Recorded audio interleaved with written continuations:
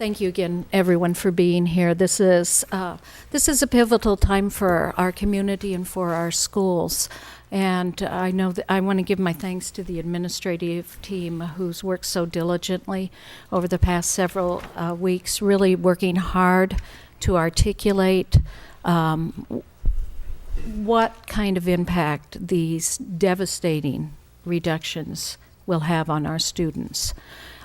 Finding the right words to be able to really talk about the very essence of our educational program and this assault to that essence if these reductions are actually in a position to go forward because of the lack of funding.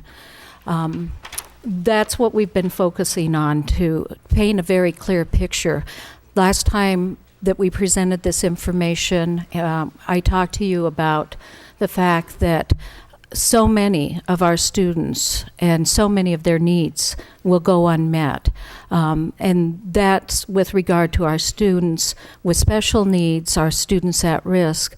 But I think it's really important, and the picture that we will paint for you tonight will demonstrate that we're talking about an impact to every single student in our district. You know, when we've had reductions before, we've worked through them and we've talked about the fact that we know that at the end of the day, next year, override or not, the doors will open, students will be bused into school, they'll be welcomed by teachers and principals.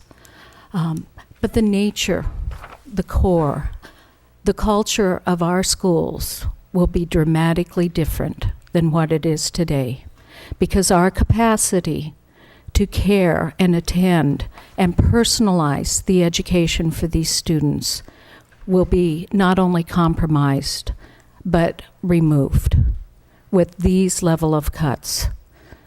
And we had nowhere else to go. I don't want anybody to walk away from here thinking, well, they could have done this and they could have done that, because we looked at every single aspect of our operation. And when you are already operating on essential services with everyone giving 150% every single day to students, to make these kinds of reductions means changing the very nature and the viability of your schools. And that's what you will hear as you hear, and I'll share with you just the numbers when we speak of personnel cuts of 21 full or part-time personnel, 2 administrators, 11 teaching positions, 6 instructional support positions, and 1.5 custodial positions, on top of the reductions that we've done to adjust to declining enrollments over the last several years, as well as the ongoing fiscal crisis. We do understand that these are very difficult times for our community. We also understand that it is in times like this that we need our community not to focus upon the special interests that they have for what's in front of them, what's important to them today, but to think about the futures and the commitment that we've made to public education, and a fine public education, a potentially great public education program that we provide here in Lunenburg for 1,600 students every single day of the 180 days that we serve them. And we want the opportunity to continue to do that, to not just provide this good education, but to continue to reach towards that great education that is truly within our grasp.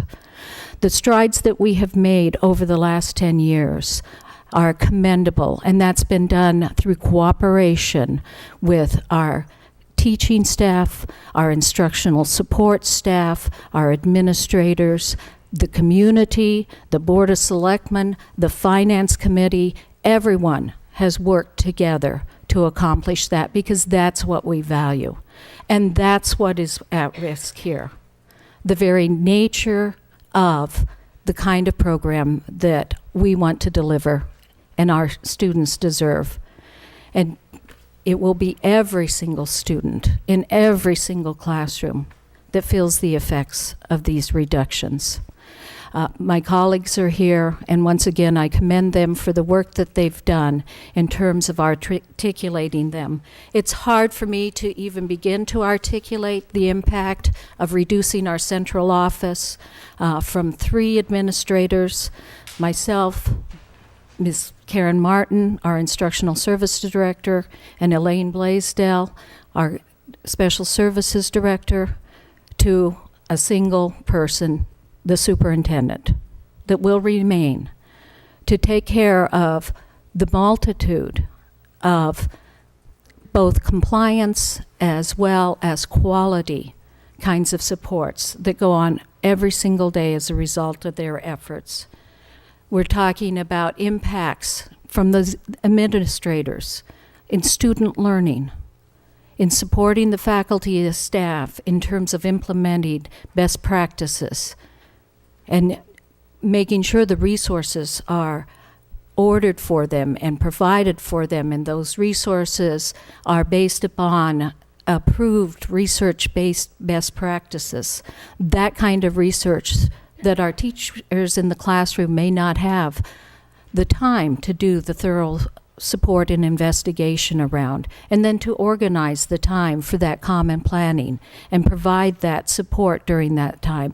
That's the kind of impact on student learning that we're talking about in terms of having instructional leaders in the central office, working on matters of teacher quality, providing the support and the opportunities through a professional development program that will be eliminated completely, not only in personnel, but with reductions in the funding to support professional development programs within the district that are targeted to the things that we feel are important as a community. It'll be an impact in terms of our federal and grant application and monitoring and maintenance to ensure that we're able to take advantage of the federal funds that are available and go through extensive application process as well as reporting processes. Those are the kinds of jobs that somebody will end up doing. We haven't quite finalized who will end up doing them at that point in time, but basically the remaining people will be, which will be the superintendent and the building principals. Their loads will be increased to make sure that the compliance is met, and all that time that could have been spent supporting teachers and working with students in classroom will be removed. So those are the impacts that we will continue to articulate to you tonight. We'll do it building by building as we move forward in painting this very bleak picture in terms of closing this gap and what the resulting impact will be on our students. We're going to begin at the primary school, and each one of the principals is here to speak to the particular reductions or eliminations, because in some cases we're talking about reducing programs. In other cases we're talking about total elimination of opportunities for students. So Ms. Bonsi, if you will.